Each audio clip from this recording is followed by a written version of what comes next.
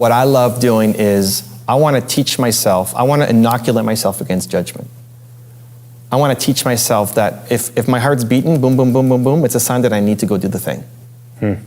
Most of the things that we're afraid of doing are because of other people's opinions, right? Yeah, you're playing small because you're worried how somebody's going to judge you. You'll sing in the shower, but you won't sing on the street corner. You'll record a video, but you won't post it on YouTube, right? You want to do great things, but you're afraid of the reaction that's going to happen. So that if you can feel that, then it's, man, I don't want to live my whole life playing small because of somebody else's opinion of me. Now, we got entrepreneurs who are watching. Entrepreneurs, we want to do different things. We want to change the status quo. There's a lot of people who want to protect the status quo. All those people who want to protect the status quo, they won't like you by default just because of what you represent. Without knowing you, they just don't like what you represent, so they're going to hate on you. Yeah, you represent the idea of what they could be doing possibly if they were willing to put themselves out there. Sure, you're taking stuff away from them. You know, they don't like that, so they hate you just by definition. Right. So if you want to go off and have a huge impact, you're going to get the bigger impact you want, the more people are going to line up against you who want to protect what currently is. Yeah. And so if you can't do something as simple as ask a girl out or sing on the street or something simple, then you're never going to do the big thing. Need motivation? Watch a top 10 with Believe Nation.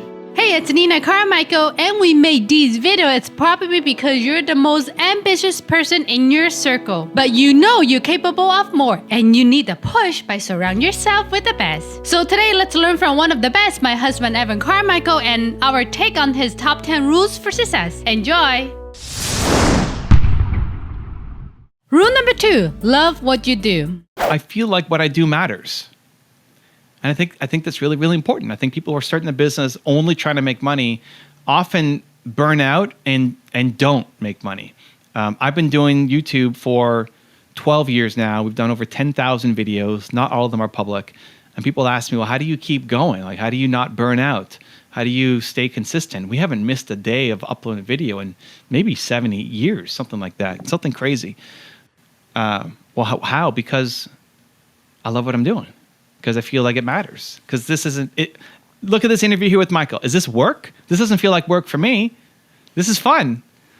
This is a holiday in Canada for me right now. This is our Independence Day right now. We're filming this on Canada Independence Day right now. And I'm here talking with Michael because it's fun, right? And so when you're doing work that you love and you feel is having an impact, it's a lot easier to stay positive and excited and have momentum.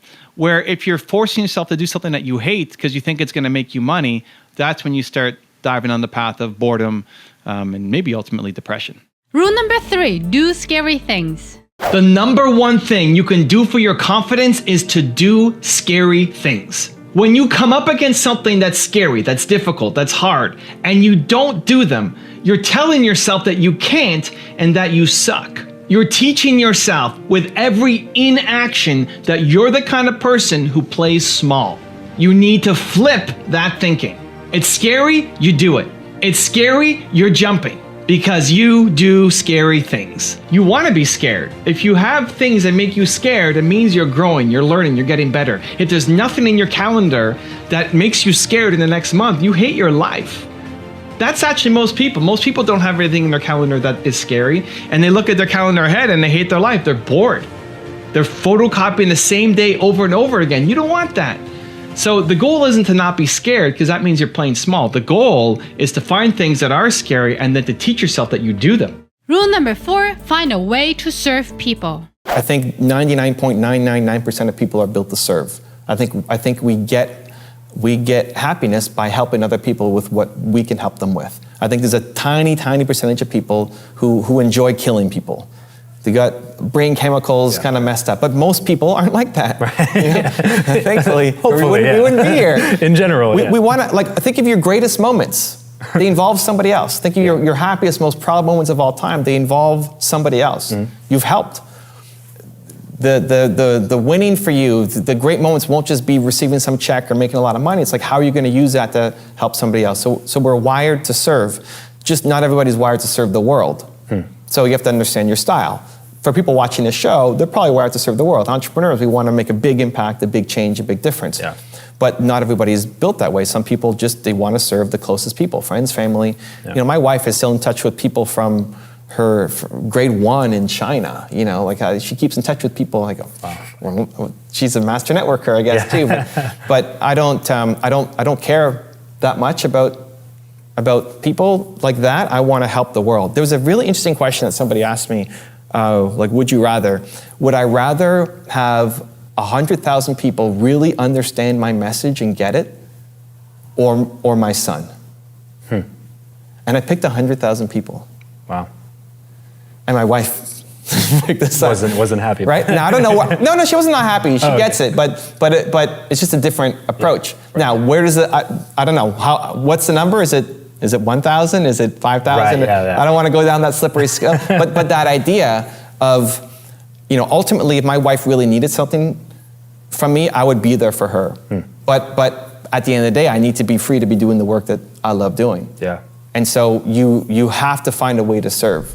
Also, to make sure you're actually taking action after watching this video, I've designed a special free worksheet just for this video. The worksheet will highlight all of the lessons learned in this video, as well as pull out our 3 favorite learnings and quotes that will inspire you to actually do something. The worksheet will also give you space to write down what your key takeaways are and your specific plan of action to make sure you're getting results. If you want the worksheet designed specifically for this video, absolutely for free, there's a link in the description below. Go click on it and start building the momentum in your life and your business. I'll see you there.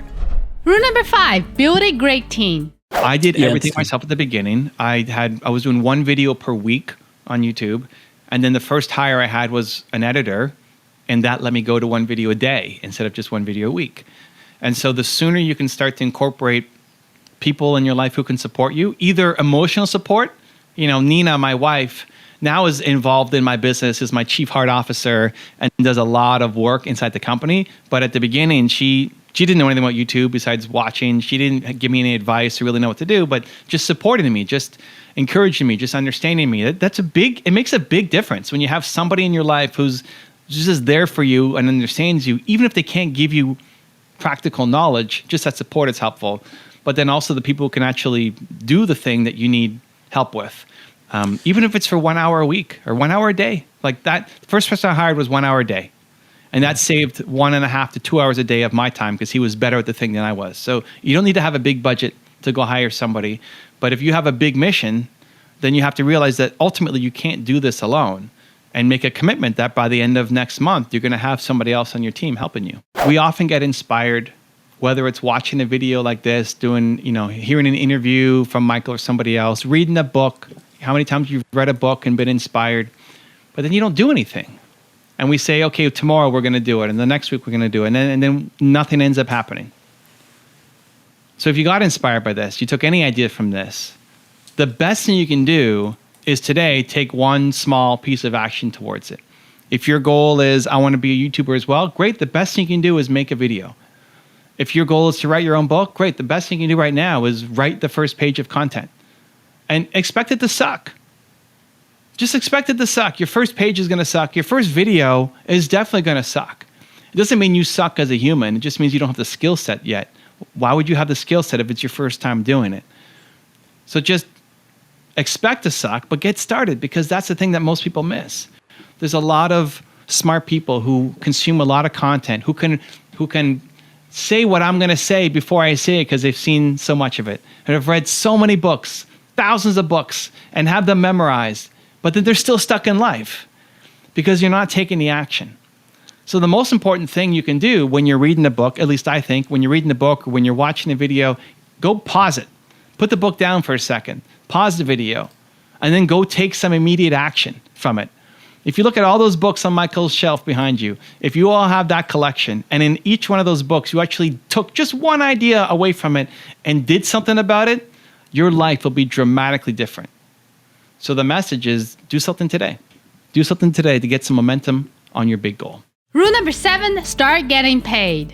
You can see the end picture and the goal and the vision that you've got for yourself and what you want to make, but from where you are now to where you're going to be, it just feels too too big, too slow, too impossible, needing venture capital funding, needing a whole ton of support. Like, no, you just need to figure out what's the next step that will start to pay you for what you're doing. This is where people often don't want to have the conversation because they just want to do everything for free.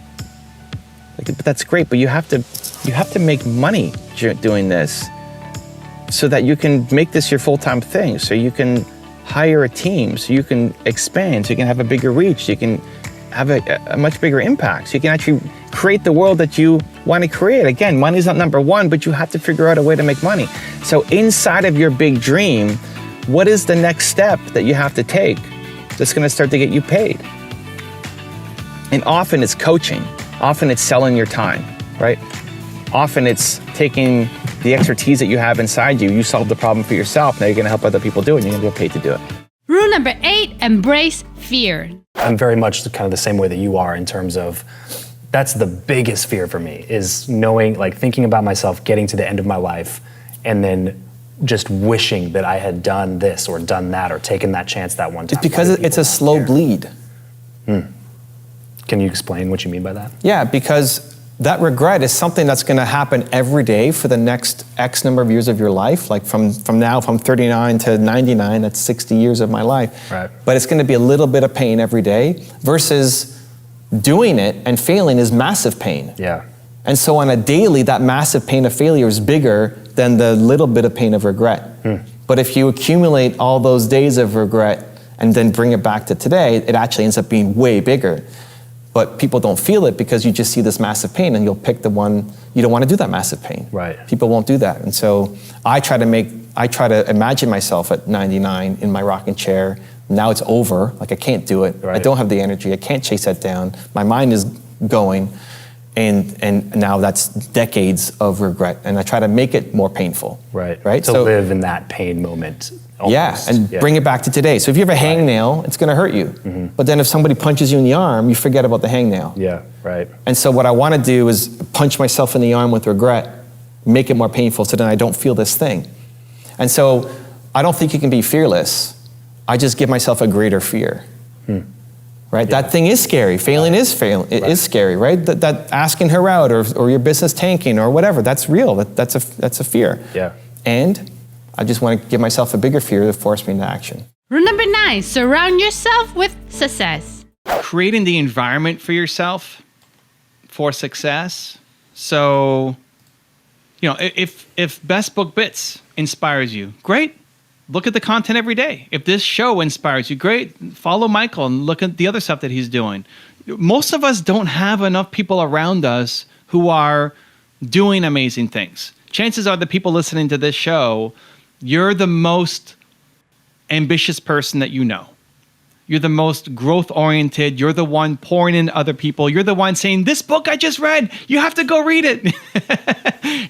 We're forcing our ideas on other people because we've learned so much. You've learned so much and you just want to share it with other people. But the people around you aren't as receptive, aren't as open, aren't as growth-minded as you are. And that's a great gift that you're giving them. But the challenge is you don't have people who are pushing you. And so I try to surround myself with the environment that pushes me forward in the content that I make, because I want to be around Oprah Winfrey and Elon Musk and super successful entrepreneurs because they pull me forward. And so the more that I'm around that, the more I want to believe in myself and go chase my dreams. So that's the first, like your environment, your habits, your routine. Are you around the people who are lifting you up, either in person, but more likely online or through books that inspire you as part of your daily routine, not just a one-off thing that you happen to do? Rule number 10, the last one before our very special bonus clip, stop overthinking things. When it's simple, you can go fast. When it's simple, when you have clarity, when you've got direction, it's so much easier to get stuff done, to actually make progress on your goals. But when you're stuck with overcomplicating, overthinking, over-strategizing, nothing happens. You felt this. You've had ideas. You've had goals. I have too. Dreams, goals, ambitions, desires. Like, here's what I want to do. And then what do? What's the next step? We make it so big. We start thinking of all the possibilities of where it could go and what could go wrong. And we start planning and overthinking and researching and more planning and more research and more.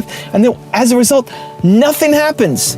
Nothing happens because we've now wasted days of just research, planning, thinking, and we've made it so big that we feel like we can't do it by ourselves anymore. Like now we can't get started because we need a team, we need money, we need investors, we need promotion, we need people to help us, we need all these things so we never actually make. Have you been there? I lost a $40 million deal when I was 20 because of that.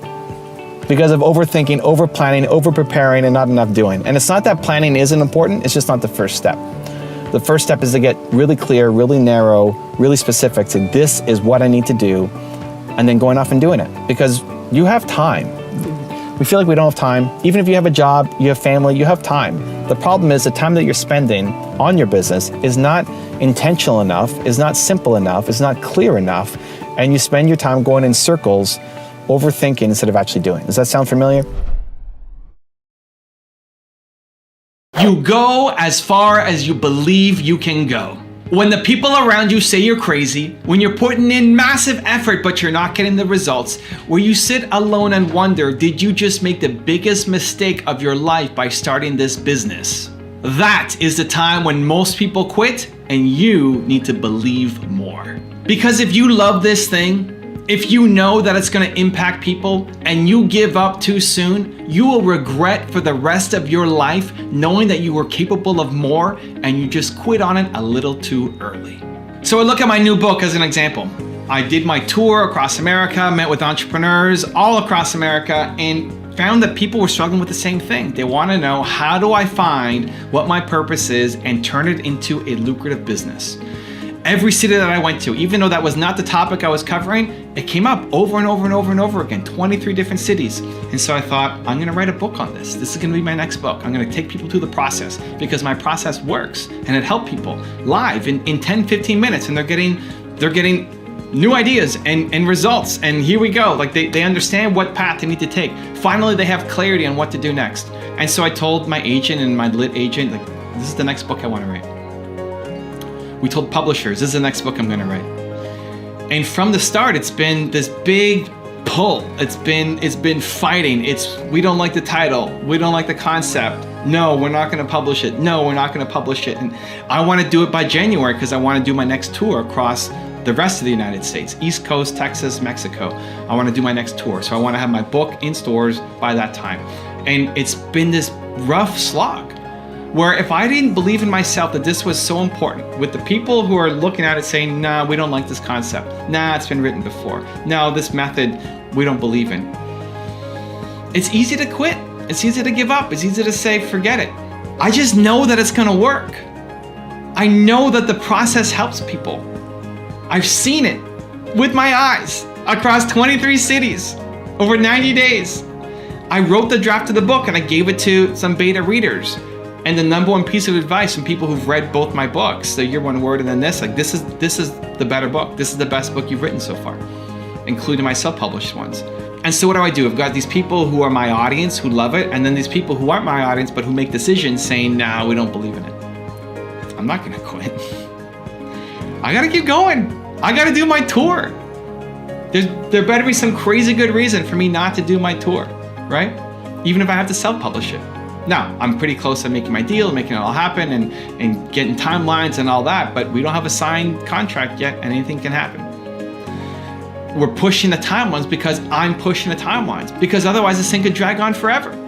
When you have an idea that you love, that you know can have a huge impact, that's just taking longer than you hoped it would. When people are telling you that it's crazy and that it's stupid and that who are you to go off and do this thing? If you love it, you have to double down on it. You have to go in on it. You have to be open to getting help, but if that door closes, you try to find another one. And that's the story of every successful person. You're trying to do something different. As long as you love it, you have to keep going. You cannot quit.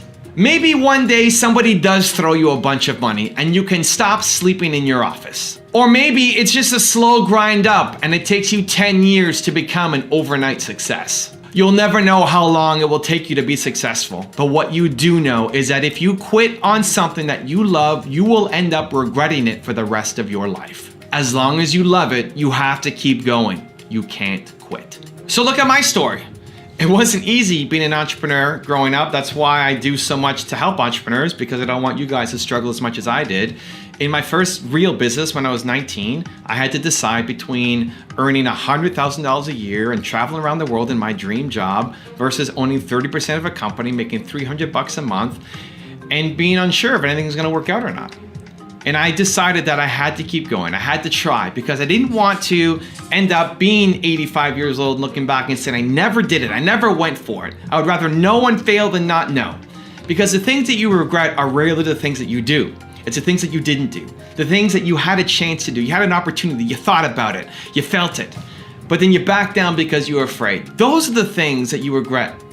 That's what you regret most, and I didn't want that to happen. But starting off my business wasn't easy. I struggled, I sucked. I made it harder on myself because I told my friends that I was living the entrepreneur life and I couldn't hang out with them. Meanwhile, that $20 was just too expensive for me to go out and have beer with them, right? I isolated myself and made myself lonely. I felt worthless as a human being. And the worst day of my life came when I told my business partner that I quit on him, that it was just too difficult, that I couldn't keep going, that I needed to feel like I was contributing, that my time meant something, that all this work I was putting into something, I just need to feel valuable again, that I was contributing to something. Because when you wake up every day and you're working and it's just not getting results, it can be real hard to keep going.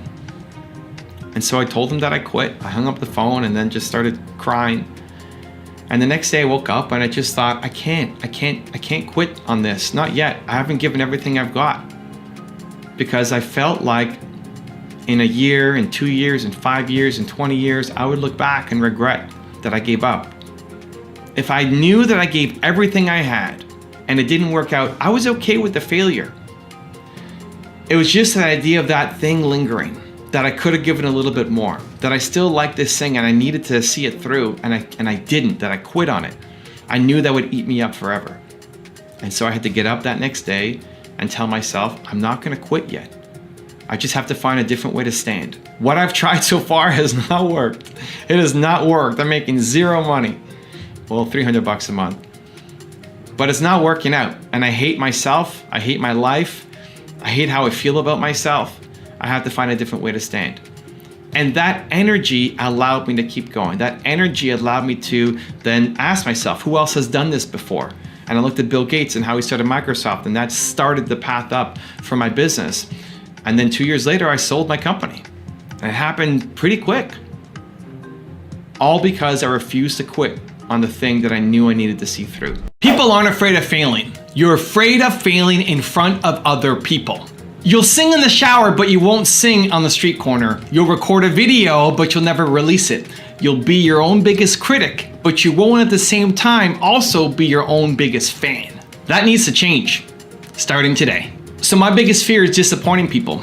I'm terrified of disappointing people. The idea that you would come to my Thought Leadership Academy and I would teach you how to win on social media and get the ideas out of your head and pay $2,000 to do it. The idea that you would come and be disappointed destroys me.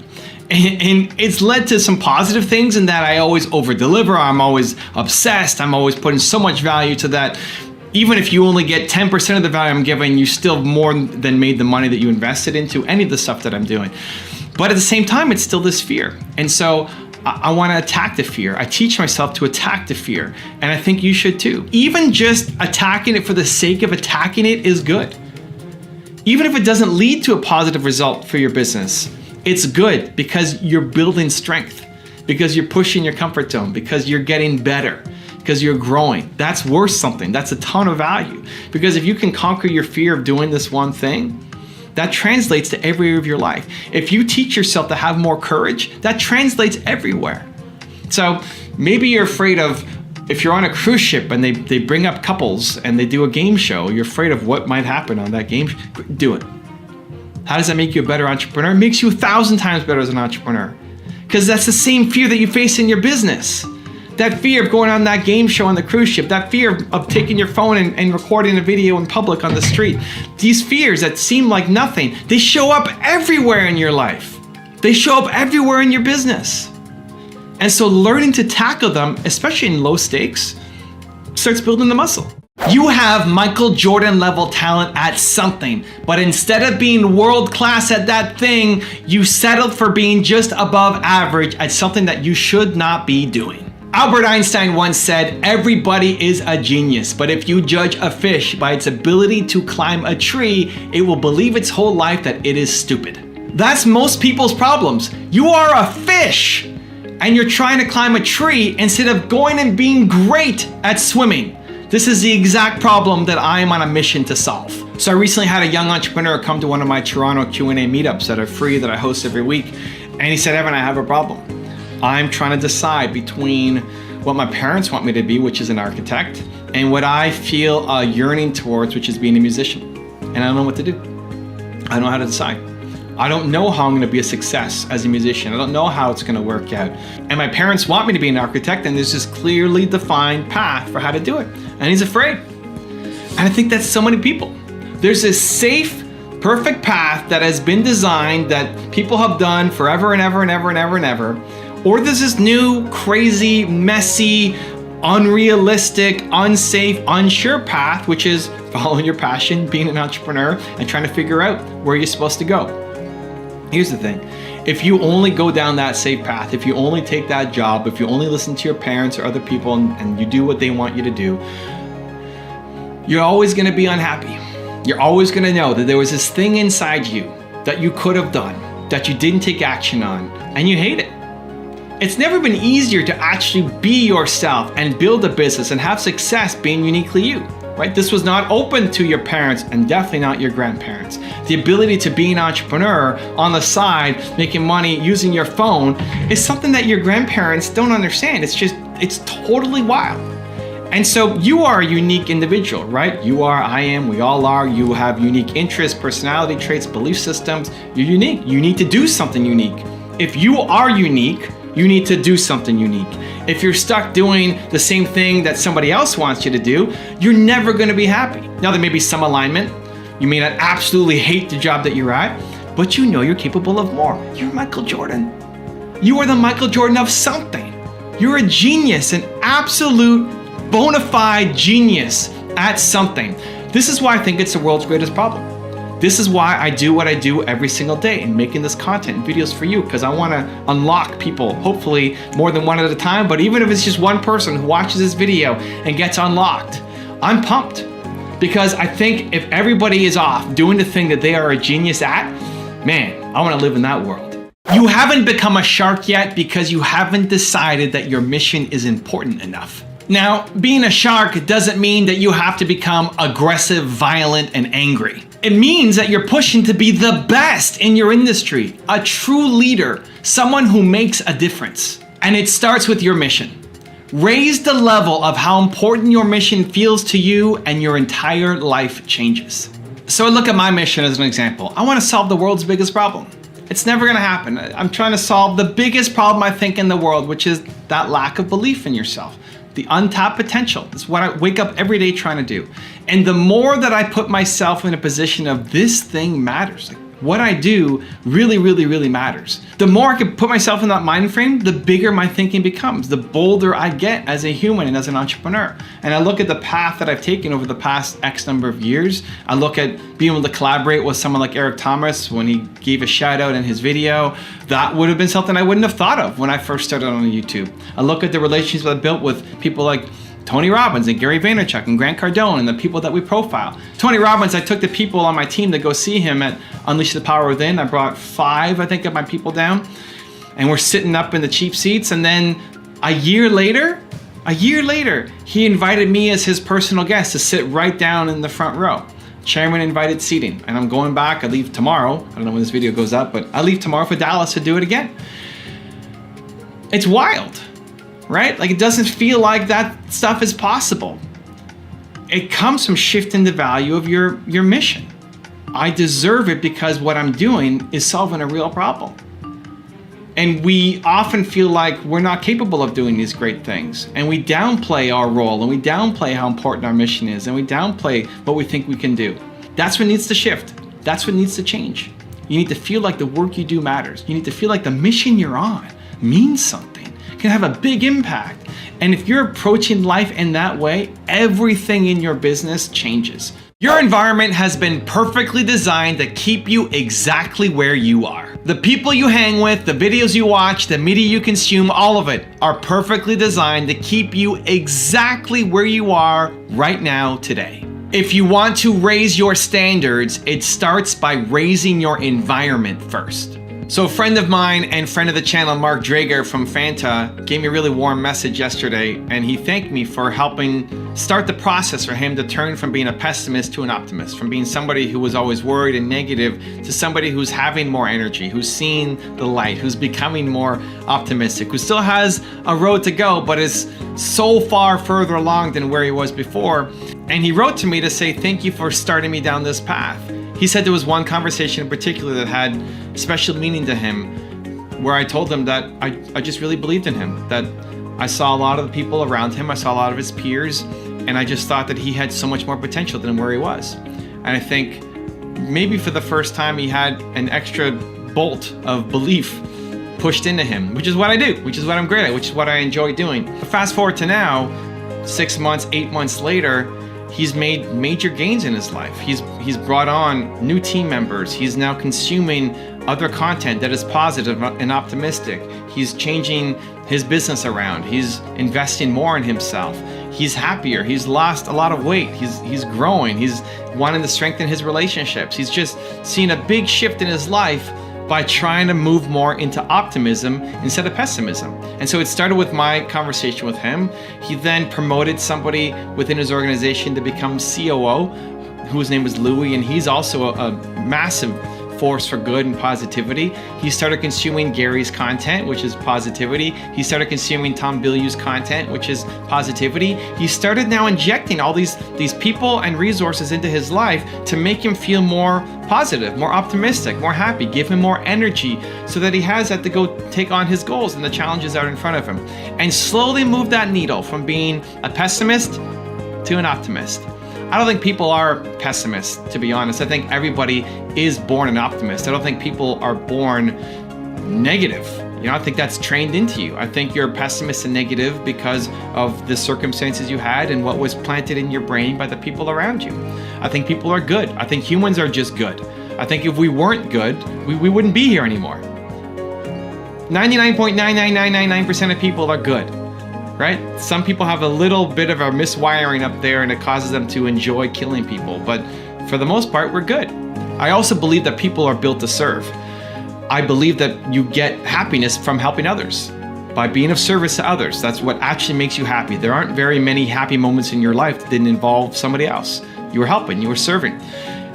They've shown the effect on your brain of serving and helping somebody is the same as food and sex. We're literally hardwired to help others and to serve. And so if you believe like I believe that humans are good and humans are built to serve, then what would cause somebody to be pessimistic and negative? How sad of an upbringing does that person have to have had? The programming that was installed inside them by other people who just were negative and down on their life, but weren't inherently bad people. The people who stole from my car in LA, the guy who cut me off in traffic yesterday, I don't think they're bad people. I still think they're good people who are built to serve. Just circumstances and conditioning have led them down a negative path. And so the good news is you can get out of it, just like my friend Mark has, who's someone who was sworn to say, I'm a pessimist, right? I just default to negativity, to now seeing the shift by changing the people he's surrounding himself with, by altering his environment, by consuming content that is more positive. He's already seen a noticeable shift over the past X number of months, and that's going to continue to grow. That could be you too. Most people quit on things because they don't have a powerful mission or they don't know where their drive comes from. Chasing an opportunity isn't enough because you're going up against people who love that thing, who might be willing to die for that thing. If you want to go to Mars, you're competing against Elon Musk, who would die to go to Mars. You better absolutely love it or he's going to crush you. You need to find the thing that you love that does not feel like work. Otherwise, you'll end up working your entire life and hating it. So every Thursday when I'm in Toronto, I do this free event for Toronto entrepreneurs at my dance studio, Toronto Dance Salsa, 5 to 6 p.m. Thursdays when I'm in the city. I do a free event, Q&A session for an hour. Come out, meet me, talk, let's hang out, however I can help, give back to the community and help local entrepreneurs. My Thursdays are bonkers. My Thursdays are all day long interviews, hangouts, podcasts, Skype sessions, one-on-ones. My assistant books them in 25-minute chunks, and I have 25 minutes on, 5-minute break in between. Usually I use that break to get set up for the next one. 25 minutes, 5, 25, 5, 25, 5, the whole day long. And then I end up going to the studio, I record my podcast with Mark Drager. I then do 2 30-minute one-on-ones that we film for the YouTube channel. And then after all of that, I do a 1-hour Q&A for the entrepreneur community. And then after that, I'm doing more meetings with my team. It's crazy. And somebody asked me last Thursday, how do you have the energy for all of that stuff? I love it. Like, I love being there with the people. That group session is the best for me. I love it. I'm not getting paid for it. It's free. It's probably not a great use of my time. If I had to pick for 1 hour, what's the best use of my time? Hang out with startup entrepreneurs, ask me their questions, or do something like write my book or make my next course or something else. It probably doesn't make the most sense, but I love it. And so therefore it makes the most sense, right? And for other people, jumping into my schedule might be torture, and it should be. For me to jump into your schedule should be torture. I should look at your calendar and say, that's ridiculous. How do you have so much energy for all that stuff? And when you jump into mine, it should look the exact same. For me, when I gear up for Thursday, as an example, when I put my extrovert hat on, I gain energy as the day goes on. I'm not losing energy. By the time I hit 5 o'clock and I'm doing the group session with people, I'm carrying the energy of all the entrepreneurs that I've met on my 25-minute one-on-ones throughout the entire day. I love it. I gain more steam, but most things, ask me to do almost anything else for 8, 10, 12, 14 hours, I would hate my life. Ask me to make coffee for 10 hours a day, I would hate my life. Ask me to play piano, ask me to do almost anything for that amount of time, I would hate my life because it feels like work. And so you have to find the thing that does not feel like work. So then when you go off and do it, it actually gives you energy. So paying attention to the energy, if at the end of every day you're like, oh, this sucks. Like, that's a good signal that you're doing the wrong thing, because you have Michael Jordan level talent at something. You are a genius. You should be crushing it at something. And if the work that you're doing is draining your energy, if the people around you are draining your energy, chances are you're in the wrong spot. You're hanging with the wrong people. You're doing the wrong kind of work. Everything in your life changes when you learn to tie your self-worth to your effort instead of the results. Most people tie their self-worth to the results, to winning. You only feel good about yourself when you win. If that's how you think, then you're screwed. Because that person only takes on projects that you know you have a pretty high chance of winning at. And therefore you play small for life. The key is to tie your self-worth to the effort, to trying. And if you do that well, you'll win beyond your wildest imaginations. So let's use me as an example. Look at this video right here, this video. 2 minutes before getting on and making this video, I'm nervous. I'm scared. I don't want to do it. I'm trying to find a reason why I don't have to do this video. Now why? I've done 6,000 of these videos. Do I not love it anymore? No, that's not it. I love doing it. So why am I afraid? Who cares? I've done 6,000. The answer is because I don't want to make it the same way that I've done the past 6,000. I want to push harder. I want to push and do something new. If I was just doing what I've already done, then it'd be easy.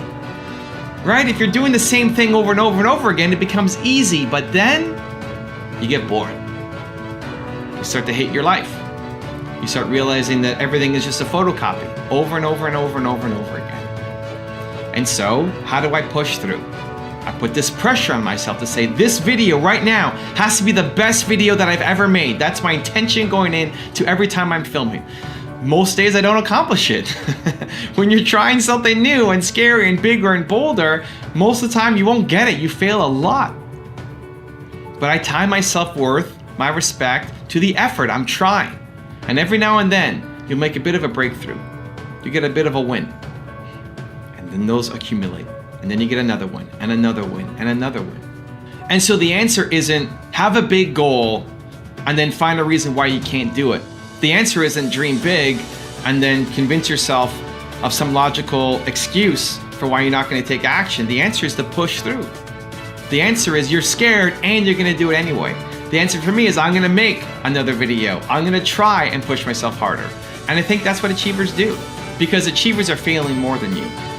Because most days I get up and fail. Most days I'm just failing. It's another failure, another failure, another failure. But the more you fail, the more you're eventually going to win. I'm going to get massive results. Because you tie your self-worth to your ability to get up and try again, and try again, and try again, and pat yourself on the back for the effort you're putting in, not just when you're winning. Self-esteem comes from doing difficult things. You set a goal, you said you'd start doing something, and maybe even you do actually start doing that thing. But then you hit a roadblock. Then it gets difficult, it gets hard, and what you do in that moment will define the rest of your life. When it's hard, when it's difficult, do you rise to the occasion? Or do you let yourself off again, finding some really logical reason why you can't do that thing? It doesn't count until it's hard. You don't grow until it's hard. You don't build self-respect, self-esteem, self-confidence until it's hard and you follow through. I keep these in my office as a reminder of who I am in my best moments, my best self, to push me to do more and to push harder. What are these? If you're new to my channel, welcome, I'm Evan. I went on a tour at the beginning of this year. I did a tour, 23 cities, 90 days, and 2/3 of the way through, with a month left, I broke my neck. When I was in Denver, I fainted, I fell out of a chair, I hit my head against a wall, cracked the back of my head open, I had 3 staples on my head, I had a concussion, and I broke my neck in 2 spots. And after that night, I had to wear this. I had to wear this for the next, I just noticed this note here. Nina signed it. I love you, get well soon, Nina. She signed it. That's sweet. Aw, gotta go thank her. Anyway, had a little emotional moment there. I broke my neck and I decided to keep going on my tour. I had a month left. Everybody was telling me to go home. My agent told me to go home. My friends, my family said, come home, get the healthcare you need, relax, stay in bed, rest, you need to recover. And I said, being with entrepreneurs is my recovery.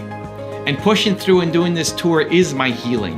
One, physical healing, because just sitting on the bed all day is not gonna be, for someone like me, something that's amazing. But 2, just pushing through and knowing that I can, right? It doesn't count until it's hard.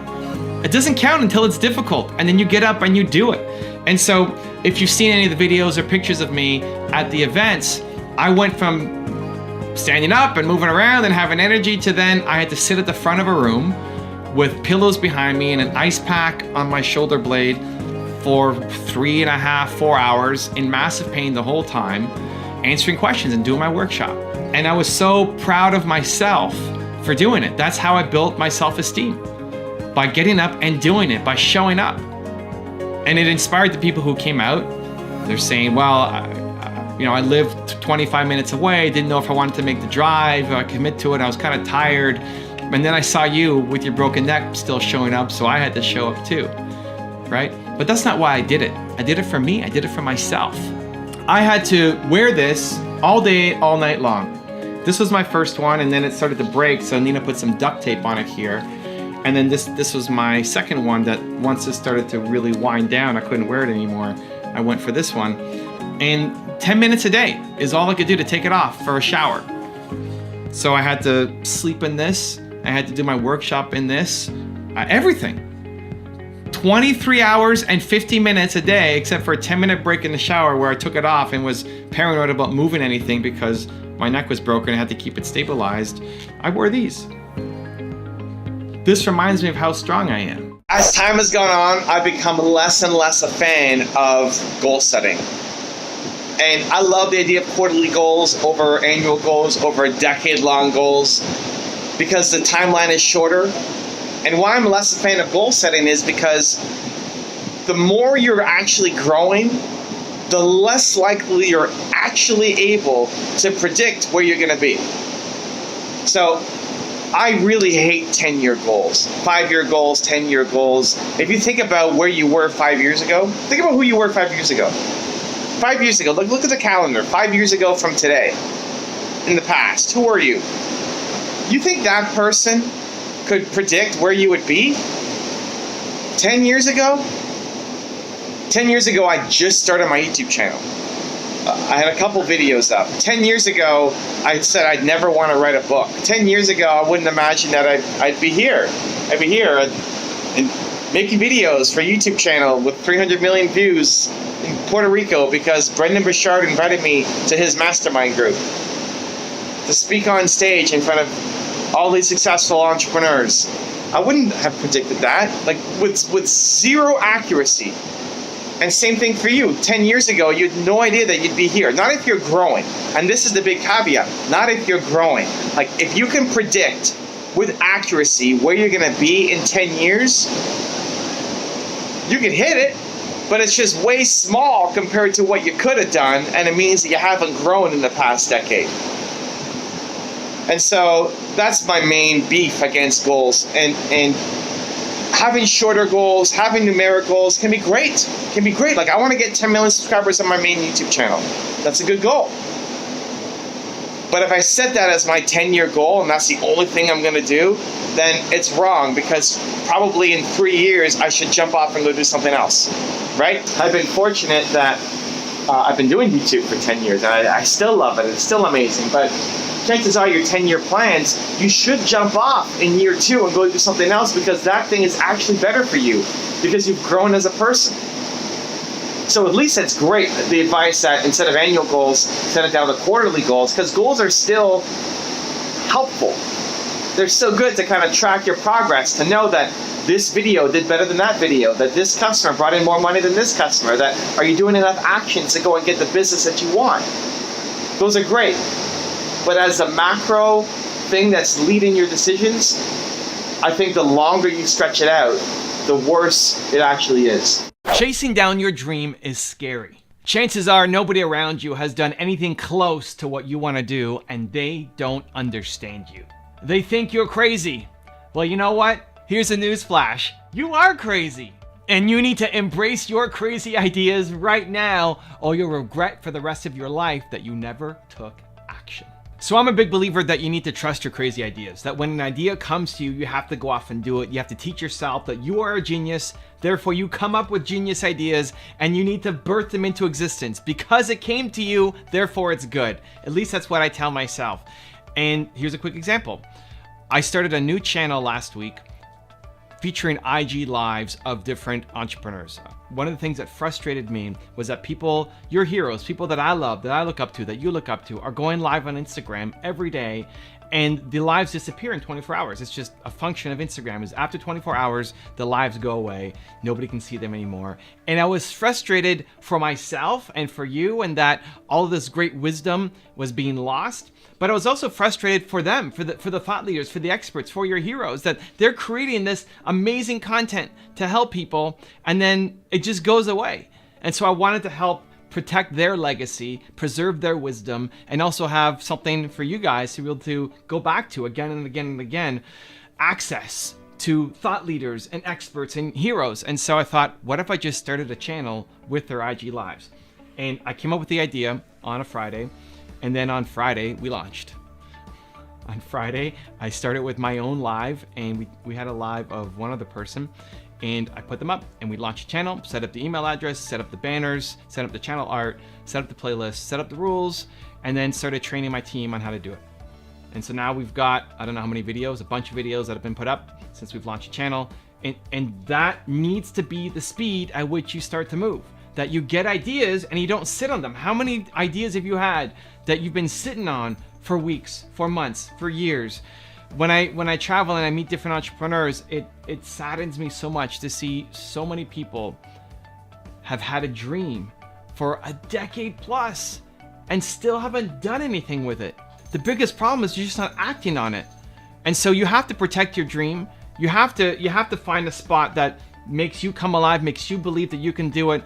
But protecting your dream doesn't mean doing nothing on your dream, right? You have to act. Even when the people around you don't understand you, think you're crazy, because again, you are nuts. It's amazing, and you have to embrace your crazy ideas. If you want to change your life, change your outcomes, it starts with you changing your consistent morning routine. You have to figure out what the best morning routine looks like for you, and that can come from trying on different people's hats and their schedules, but you have to have something.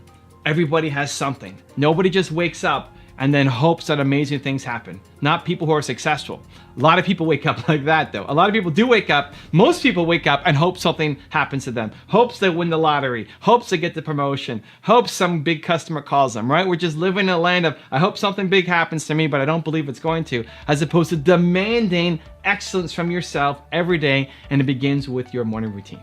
So how can you do it? I'm gonna give you a 3-step process that I think will help. Step number 1 is figure out what makes you soar. So I said this is the most important part of my morning routine. What makes you come alive and soar? What makes you feel like the work that you do matters and you have to show up today? So for me, I have to think of a message every day. I think about you guys every day. I wake up, I'm here in my Toronto condo. It's hard to imagine that 300 million people have seen my videos. That number doesn't make any sense, right? And so it's easy just to wake up and just continue to live my life, me, my dogs, my wife, and my condo, and just another okay day, right? I have to remind myself that the work that I do matters. I think of a message and then I share it, and I take out my phone and I post something to Instagram typically, right? And that sets me up. That reminds me that what I do matters, is meaningful. I need to demand excellence from myself.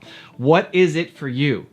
Maybe it's creating a piece of content. Maybe it's making a video. Maybe it's watching a video. Maybe this is part of your morning routine, thank you, and it helps you soar, right? Maybe it's doing a good deed. Maybe it's meditation or prayer or walking the dog or playing in the sun, like whatever it is. What makes you come alive? You have felt it before. You have felt it before. You've had moments in your life where you were bold, confident, unstoppable, powerful, where you felt like you could take on the world, right? Where you felt like your crazy ideas were possible. You felt that before. I know you have. The problem is it's not consistent. You're not consistently feeling that way. And so you need to reverse engineer yourself. Before you worry about taking on other people's routines and ideas, which are definitely helpful, reverse engineer yourself to figure out, when in your life did you feel the most bold, confident, powerful, alive, and what led to that happening? What led to that happening? And then put that into your morning routine. Demand it from yourself every day, right? So it could be reading, it could be watching video, all the things I talked about. It doesn't matter. You felt it before. Reverse engineer what that thing was and then put it into your morning routine, because if you woke up and you did the thing that made you soar, that made you feel bold, unstoppable, powerful, confident every single day, holy cow, get ready for a massive change in what your life looks like over the next year. Step number 2 is ask the high performance coach question. So again, I'm going through all of this stuff with Brendan. I'm going through all this, and my favorite question was the one I read. If I was a high performance coach, this is what you should ask every day. I like this. If I was a high performance coach looking at my life from a high level, I would tell myself to remember that. Because it's so easy, why I love this is it's so easy to look at other people's lives and say what needs to be fixed, right? You can look at your spouse, your friends, your team, your parents, your siblings, your high school mates, whatever. You can look at other people and say, that needs to be fixed. You got to go off and do this, right? You become the high performance coach for other people. And what I love about this is that you're looking at your own life today as a high performance coach. What would you tell yourself? And then they have one at the end of the day. If I was my own high performance coach, I would tell myself this statement about today. So of all the things on here, it's a great format. I like that the best. And so I would challenge you for the next 30 days to ask yourself that simple question. If you were a high performance coach looking at your life from a high level, you would tell yourself to remember that what? And then step number 3 would be, which 3 people can you model their routine? So Brendan, he's got his, and I'm modeling this for at least 30 days. I've added, John Assaraf, a friend of the channel, been on a couple times, talks about writing down your goals every day and then touching them, right? So I'll write down some goals and then I write them every day now and I'm touching them, right? That's what he does. Great. Again, you got to see what's going to work for you. Maybe I do that for 30 days and stop. Maybe it's what I do for the rest of my life. I don't know. You won't know until you do it consistently enough. So pick 3 people who you like. Pick 3 people who you respect, who you look up to. Say, this is the kind of person that I want to learn from. And then go investigate how they start their day. And then try on some of it, right? You might love The Rock and he works out for 4 hours a day. You may not be able to do that, but you could work out for an hour a day, right? Because maybe you're doing nothing every day. So it's a good starting point. Like, just get to the gym and start working out every day, right? So pick 3 people who you love, look up to, respect, admire, and then go research What are their morning routines, and how can you apply one thing from each of them to see if it works for you? Most people either have no idea who they are and what they want, or they do, but they don't have the courage and confidence to chase it down. If you don't know who you are and what you want, then that needs to be your immediate priority. That's the single most important exercise that you can do right now. If you know what you want, but you're not chasing after it, having more confidence in who you are will give you the courage to chase it down. Either way, I'm gonna give you the answers in this video. So when I first started making videos, I sucked. You can go back, you can watch the first one. It was April 2009, over 10 years ago. I sucked, I was nervous, I was shy, I was trying to memorize lines, I was sitting down, I was in a suit, I was sweating. I sucked, it was brutal. And making videos isn't a logical choice for someone like me. I was introverted, I still am. I was afraid of being in front of the camera. I'm looking into the lens and the red light went on and I went blank. I was trying to memorize my lines just on paper. If you saw me and you said what I was good at and then put me in a situation where I'm making videos, said, don't do that, that's not for you. Here's the thing, I liked it. I wasn't good at it, but I liked it. And when you like something, with enough effort, enough practice, most things, you can be great at it. Now I'm still on my journey. I still have a long way to go. There's still people I look up to, guys like Gary, who are crushing it and say, I still have my journey to get better on, but I'm a lot better than I was when I started. And now I'm off doing keynote speeches and I'm getting flown out and getting paid to speak in front of audiences. And I'm growing a channel with 2 million subscribers and then these sub channels on top of them. It's crazy because I was doing a thing that on paper, I wasn't supposed to be good at, but I just loved it. And that's where the self-awareness piece comes in. Because you will get an idea to go off and try something, but you'll judge the idea and you'll say, I can't do this because I don't have X and Y and Z and I'm not good enough and tall enough and smart enough or whatever enough, right? I'm not enough. And then you play small for life and you have uncertainty and you're walking on quicksand and you end up being pulled into making somebody else's dreams come true instead of you actually chasing your own version of your life down. Because you're thinking about all the reasons why you're not gonna win instead of the 8 why you will. So take it from me, a guy who's introverted, afraid of the camera, shy, doesn't like talking to people. If I can get here, so can you on your dreams. Why do you get depressed after you accomplish a goal? You celebrate a goal for 5 minutes and then you're sad. Why is that? It's because you had the wrong goal. Your goal should not be to climb to the top of the mountain because the only spot left is to go down. Your goal should be to climb forever. You never stop climbing. You're on a mission. You're trying to save the world. Stop asking, when can I stop? You don't. You don't want to. You want to climb forever. You don't want to stop. Not now, not ever, because you are on a mission. So one of my biggest fears is the aging rock star. I look at some of these rock stars who made it big when they're in their 20s or 30s, and then as they get into their 40s, 50s, sometimes even 60s, they're still playing, which is great. They're still on tour, which is awesome. But what are the songs that they're singing? The songs that they're singing are still the ones that they came up with when they're in their 20s or 30s. And I can't imagine that. I can't imagine coming up with a video in my 20s. Was I on YouTube in my 20s? I was, 10 years ago, right? April 2009, I was on 9? Wow, I'm getting old. April 2009, yes. April 2009, so I was 29 when my first video went up. Great.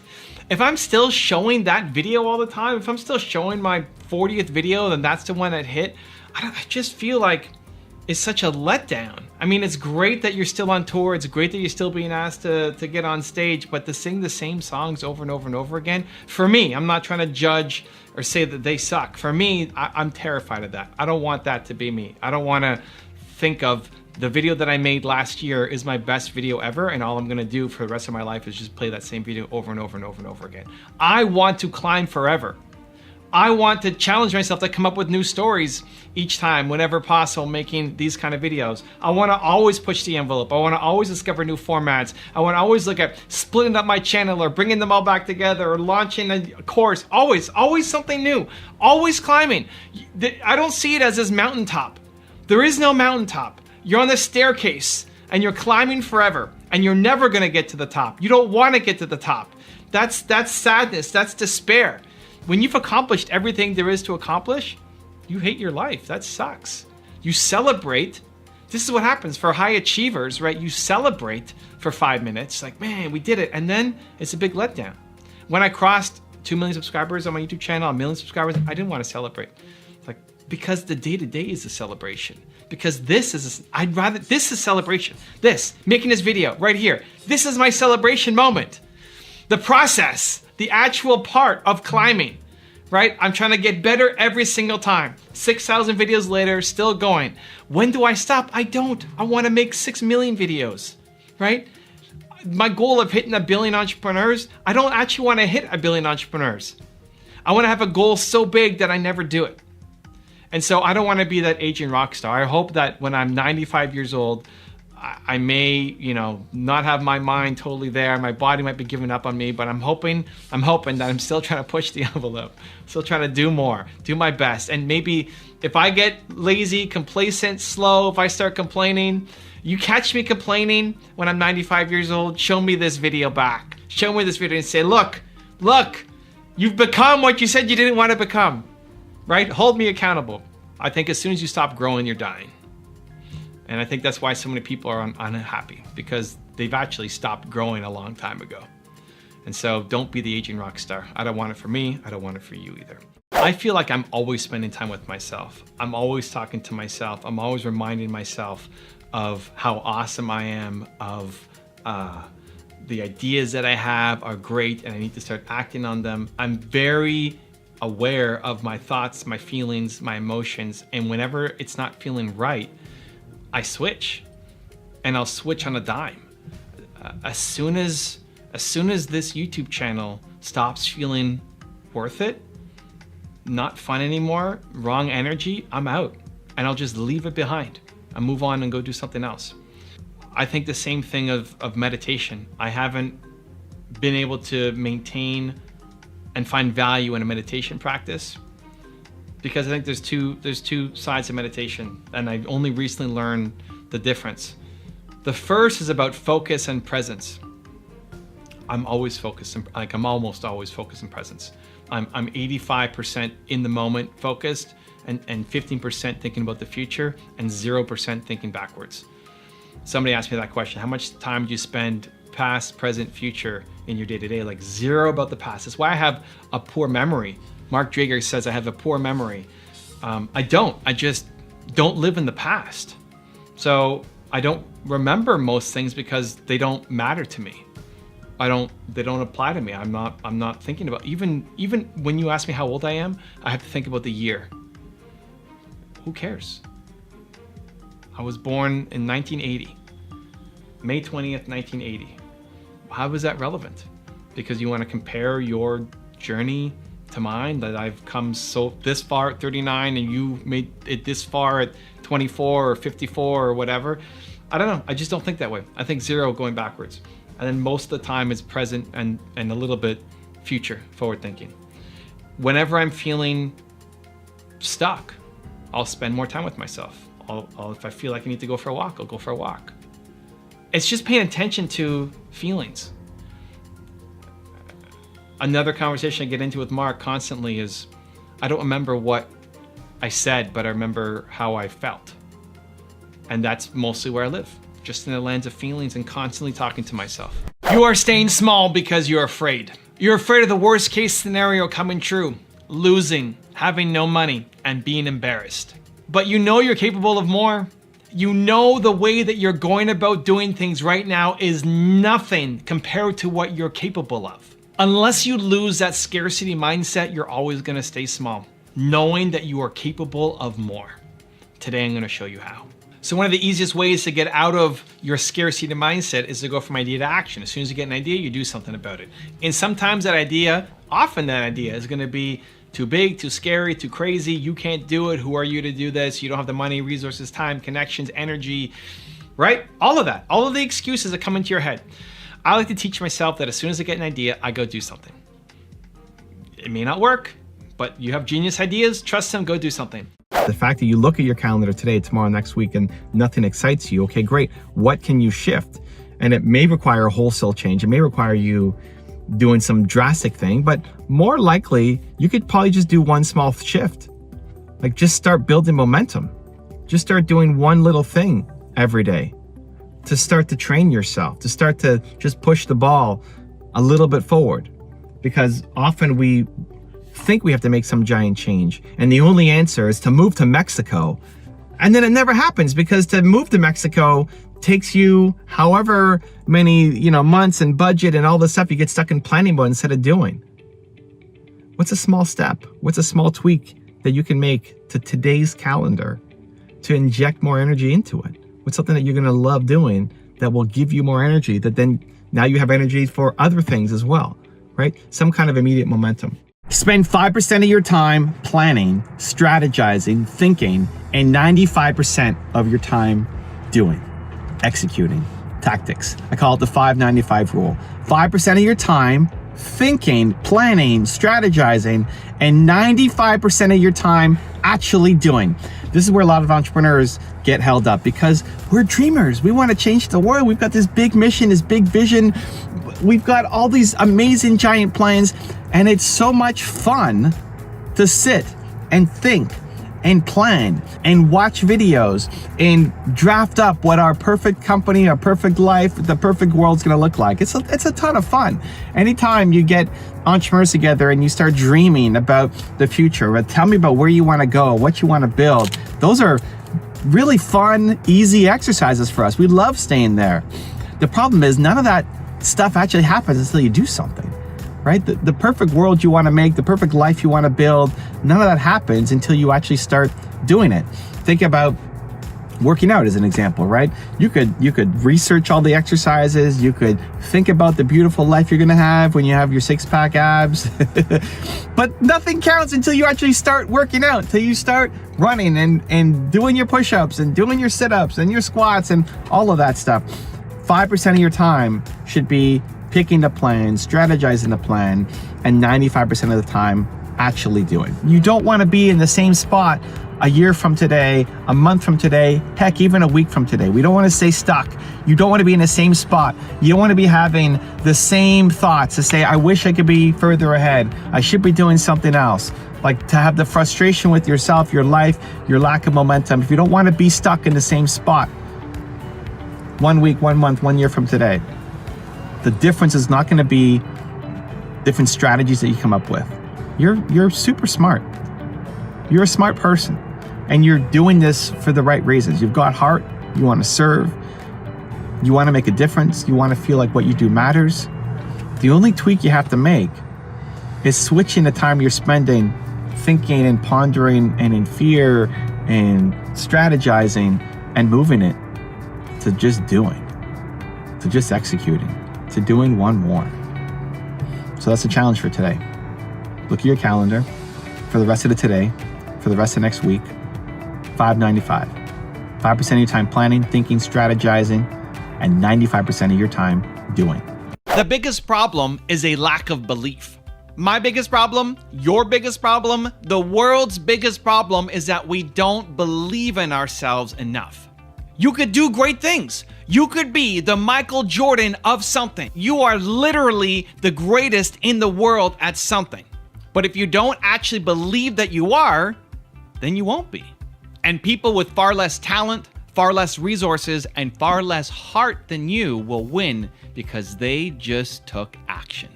So my biggest limitation is still a lack of belief. It's still the thing that holds me back. I believe in my ability to do what I've already done, but not to do the next thing.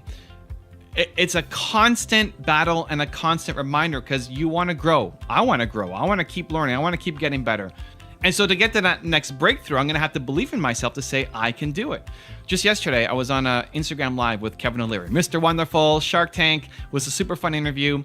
And the hour before it, I was just totally useless. I gave myself an hour before to prepare, to research, to think about what questions I wanted to ask, to think how I'm going to introduce him when he comes on. I don't have a connection to Kevin O'Leary before yesterday. I had the good fortune to meet tons of people and connect with them, but Kevin, I haven't done anything with over the how many years I've had my YouTube channel. It's crazy, so I'm nervous. And in the back of my head is he's a professional. It's going to be great. He's not somebody who's like yells at his interviewers. It's going to be fine. But in my heart, I'm still nervous. I'm still worried. I'm still anxious that I'm going to say the wrong thing, ask the wrong question, not give a great interview, and it's over in 7 minutes. It's my panic attack taking over. And so that hour before the interview, I was completely useless. I kind of went over at least 10 times how I was going to introduce him and some of my key questions that I was going to ask him. And then I just basically wasted time. I wasn't in the right mindset to be able to go and do anything else. I couldn't even do Instagram DMs or emails because I was too distracted thinking about this thing that was coming up. But what's the alternative?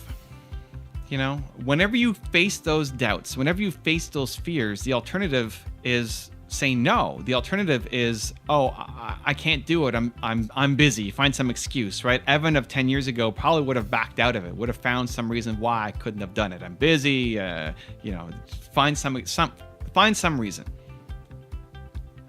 I want to teach myself that I do scary things, that I do difficult things, that I lean into the thing. If I don't believe in myself enough, then I have to go do the thing to show myself that I believe in myself. You can say all day long, I believe in myself, I believe in myself, I believe in, but if you don't do the thing, you won't believe in yourself. And so you do it scared.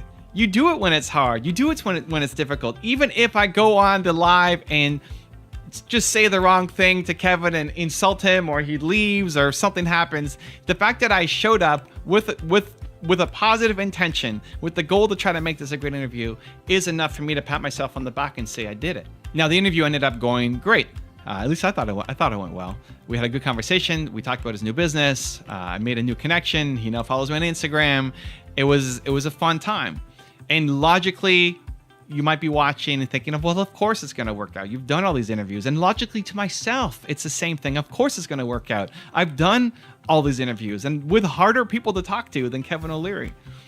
But in the moment when it's your fear talking, the logic isn't enough to get you through it. At least for me, it's the boom, boom, boom test that my heart's beating. Boom, boom, boom, boom, boom. I'm nervous. I'm scared. I have to do it. That's how you start building confidence, belief, self-respect, by doing difficult things. Now, I've got a 3-step process I'm going to walk you through to help you get more self-belief. Number 1 is be surrounded by it. Be surrounded by the things that make you believe in yourself more. This is so critical because chances are the people around you aren't encouraging you to be more, aren't pushing you, saying you're capable of so much more. A lot of people have either haters around them, people telling them that you're never going to make it, be safe, be practical, go get this safe job over here, you can't go do that. Or people who might have empathy, might have some kind of understanding, but they don't know how to push you to do greater things. And so you have to be surrounded by the people who make you feel like more is possible. This is so critical. It's so important. It's why I make this YouTube channel. I want you to start your day with confidence and belief. So if this channel does it for you, great. Hey, every day I'm making videos. If not on this channel, I've got lots of other channels also making content. But if it's not me, then it's somebody else. If it's Dean's channel or Dean's books or Dean's podcast that makes you feel bold, confident, alive, powerful, then be surrounded by it as much as possible. Have it as a part of your regular schedule. Have it in your environment. Look at my environment here. Look at the people on the wall behind me. I walk into here and these people make me believe in myself more. From Steve Jobs to A.P. Giannini to my parents, Howard Schultz, Kanye West, these people make me believe in myself more. From the cell phone background that I have, can I load it up? It says remember your intention. Remember your intention. Ah, you can see it. Hey, you can see it. It works. Remember your intention. It's a reminder for myself. My desktop background, the clothes that I wear, right? I feel like I'm Batman going to work. I feel like I'm a superhero going to work to try to change the world for the better every time I put this on. Now that might seem crazy to you. That might seem stupid, childish, ridiculous. Awesome. Go do you. But think about it, from your office environment to the screens on your phone and computer to what you wear, it impacts your psychology, it impacts your self-confidence. So you want to be around it as much as possible. Physical environment plus online environment, from the music you listen to, the podcast, the videos you're watching, to every day inject that belief into yourself. Step number 2 is fix your morning routine. Most people well, most people don't have a morning routine. So most of America doesn't have a morning routine. But if you're watching this video, you probably have some kind of morning routine. Most people wake up like an accident. You probably wake up and have a morning routine. And so your friends and family, people who look at you, they might even be in awe of your morning routine and say, how do you accomplish so much? And how you stick to that morning routine? You're the one that people are going to for advice on morning routines. But your morning routine is likely still broken. Do you know what the most important part of a morning routine is? It's not brushing your teeth. It's not, meditation. It's not even watching one of these espresso videos, as much as that breaks my heart. The thing that's most important in a morning routine is, do you get the feeling of belief, of unstoppable confidence, of boldness when you finish it? Too many people are just checking the boxes. Too many people are saying, well, okay, I'm gonna wake up, I'm gonna brush my teeth, I'm gonna read a book, I'm gonna work out, I'm gonna great. Check, check, check, check, check, check, check. Perfect. You checked all the boxes, you did it. But you don't feel bold. You don't have confidence. You don't feel the belief. Why? Well, one of two reasons. One, either your morning routine is broken and you actually have to inject something in. You have to actually watch that video or make that call or do that meditation or say that prayer or whatever the thing is. You have to add something into your morning routine to get the confidence. Or two, your morning routine actually is okay. You're just not doing it with intention. So remember my cell phone screen here, right? Remember your intention. Remember there we go. Remember your intention. This is a constant reminder for myself to remember my intention. Your morning routine, you might have all the right pieces to it. And maybe watching a video is the thing that gets you feeling fired up and ready to go and have that belief. But if you're watching a video while you're doing something else, if you're watching a video while you're brushing your teeth or while you're planning out your day or while you're making your lunch or something else, and you've only got half your brain on it and you're not actually too focused on it, then great, check. You watched the video. You could check it off your morning list, but you don't feel the feeling.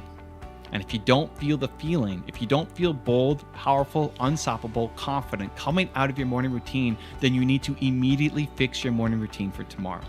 It's one of the single greatest things that you can do, because if you woke up and did the thing that made you feel belief, confidence, boldness every day, if that's how you started your day, you actually felt that every day, your life is going to look dramatically different 1 year from today. I guarantee. Fix your morning routine. And step number 3 is pass the boom, boom, boom test. And the boom, boom, boom test is when your heart's beating. Boom, boom, boom, boom, boom, boom, boom, boom, boom. That's a sign to go. That's a sign to do. That's a sign of your beliefs in yourself being questioned. When I had Kevin O'Leary coming up on my show, boom, boom, boom, boom, boom, boom, boom, boom, right? Even having Dean on my show. I had Dean not too long ago on my show, and now I know Dean better. We've hung out in Puerto Rico. He's been on a couple times already. We spent some time together, so he's a closer friend than Kevin O'Leary, who I didn't know before. Now, the last time I had Dean on, it was to promote his book, but I couldn't bring him in for more than a couple seconds. Instagram, I'd bring him in and it would crash. And so I tried to bring him in and then it would crash again. And I tried like 4 or 5 times to try to bring him in, and he's sitting there live and it just keeps crashing. And I felt so terrible. It's like all my worst nightmares coming true, right? Like it didn't work out. Oh my gosh, I feel so bad. I'm letting him down. I'm letting my audience down live. It just felt terrible. And so in the back of my head is, oh my gosh, remember the last time I tried to have Dean on? The fiasco that happened. And so boom, boom, boom, boom, boom, boom, boom. I don't want it to happen again this time. But not letting the boom, boom, boom, this is just your fear talking, right? This is just lack of belief talking. It's a lack of belief that it's going to go well this time. You can't let that hold you back from actually doing the thing.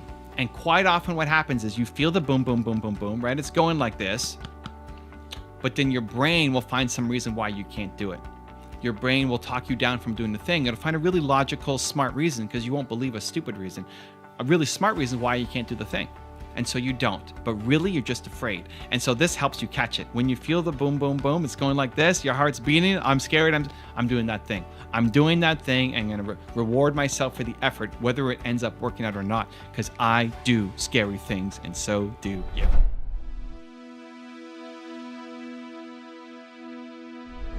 Because you made it this far in a video, I want to celebrate you. Most people start and don't finish. Most people never actually follow through. Most people say they want something, but they don't ever do the work to actually get it. But you are different. you are special. Believe Nation, you made it here all the way to the end, and I love you. So as a special celebration, if you put a hashtag believe down in the comments below on this video, I will showcase you and celebrate you somewhere on the screen in a future video because you are awesome. If you want to watch Top 10 Rules of John Assaraf, check out the video next to me. I think you're gonna enjoy. Continue to believe. I will see you there. If you take this Rubik's Cube and you try to solve it on your own, there are literally tens of thousands of different moves that you can make to try and solve it.